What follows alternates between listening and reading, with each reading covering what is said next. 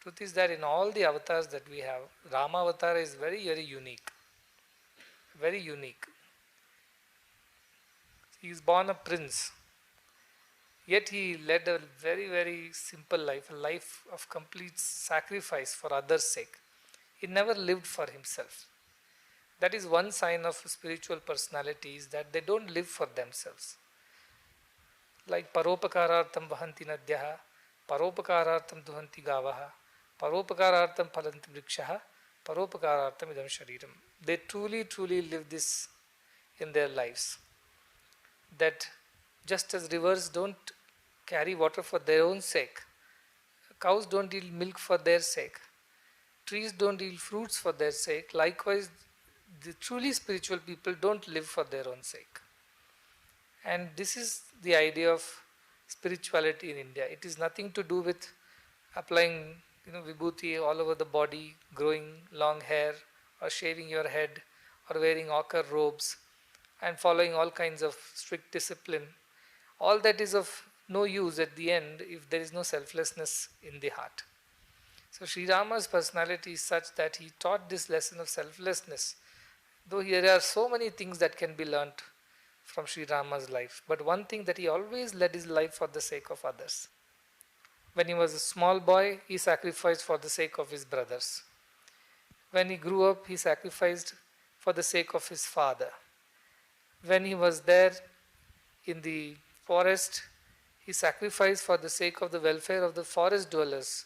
He fought many battles with demons, protected many rishis, protected many ashrams, and gave them all his abhaya. When he went to Lanka and conquered, he sacrificed Lanka for the sake of Vibhishana, who wanted it. And then when he came back all the way with his wife after so many struggles, and there was an issue at the kingdom, for the sake of the greater good of the kingdom, he sacrificed his own wife and children. If you look at Rama's life, it's one saga of sacrifice. And that's why our scriptures very clearly say, Tyage naike amritatva manashu. Na karmana, na prajaya, dhanena, tyage naike amritatva manashu. By progeny, by actions which are selfish, and by accumulation of wealth, nobody has attained immortality. Those who have led a life of sacrifice, they alone have known the truth, they alone have attained immortality. And this idea of sacrifice, which is embedded in our scriptures, is completely personified in the life of Sri Rama. Ramo Vigrahavan Dharmaha, they say. He is the very embodiment of Dharma. And what is the true Dharma of ours? If we ask ourselves, our true Dharma is not to just get educated, get a job, family, comforts, do some seva. Our true Dharma is to lead our lives for the sake of others. That is the real Dharma of everyone. In nature you will see this.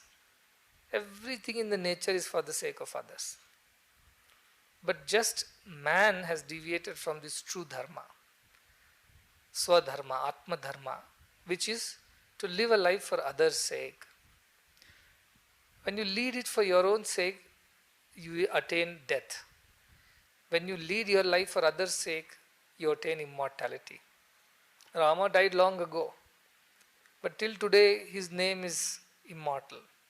His life is immortal. Go to any nook and corner of India, everybody knows who Sri Rama is. Everybody adores him for the good that he has done, for the life of sacrifice that he has led for others' sake. That's why Rama is immortal. Amrutatva Manasho. He has attained immortality.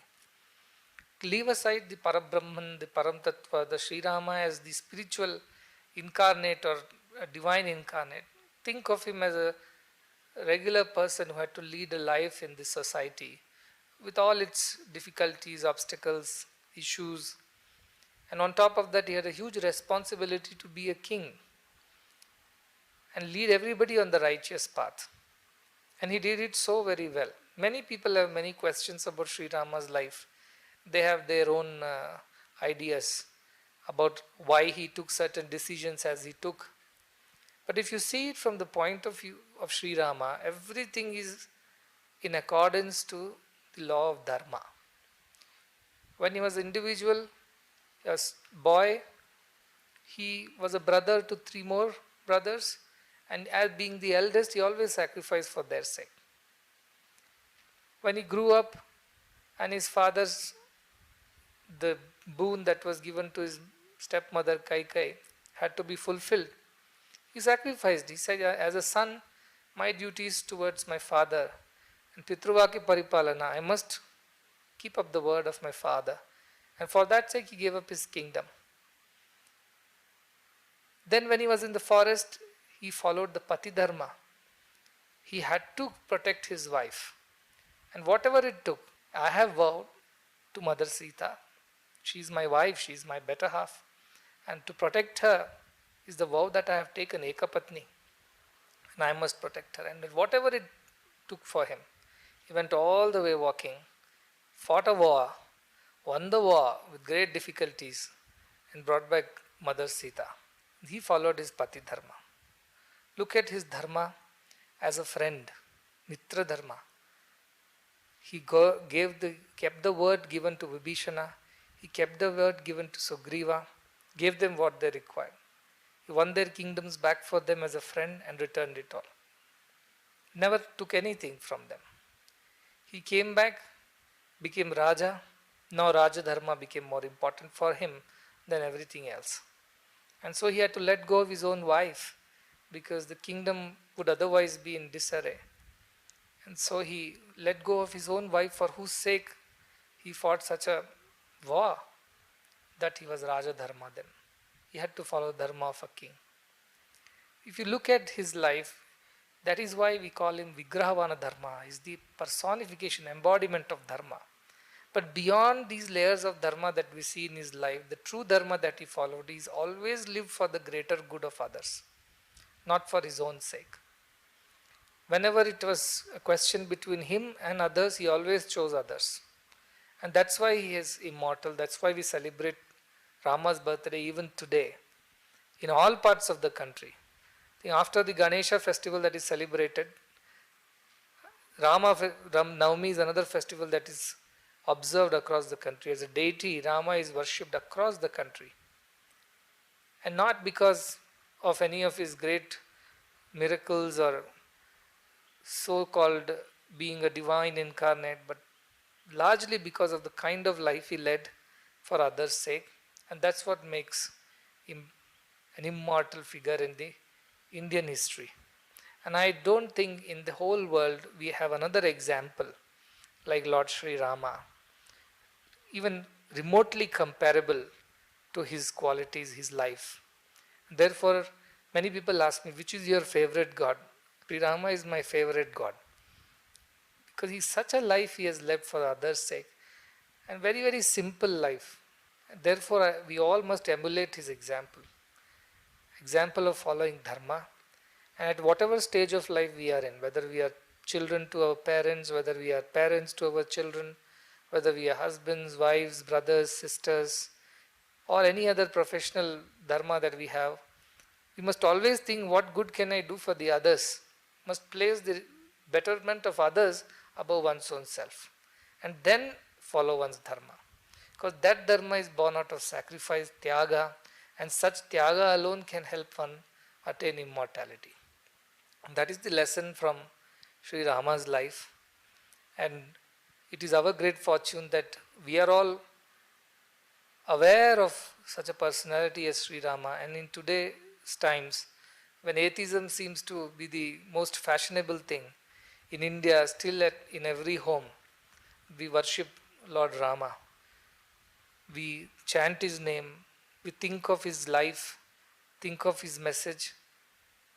On several occasions, and most importantly on this occasion of Sri Rama Navami, this is the very first festival of the year that we celebrate. And this is the festival that should set the right kind of direction for the rest of the year. How should you spend your year? Spend the way Rama would do. How should you lead the rest of the year? Lead the way Sri Rama would lead. What should you do during the rest of the year? Do what Sri Rama would do. Taking cue from his life, we can make our year far more better, far more pure and divine. And when we say Ramarajya has to be established, Ramarajya is when Sri Raman does not rule the kingdom, but he rules our hearts as Atma Rama. Within us embodies the principle of divinity. Divinity is sacrifice, divinity is love. And when we follow that principle of love within, that is when Ramarajya, the kingdom of Rama, will be truly established in the whole world.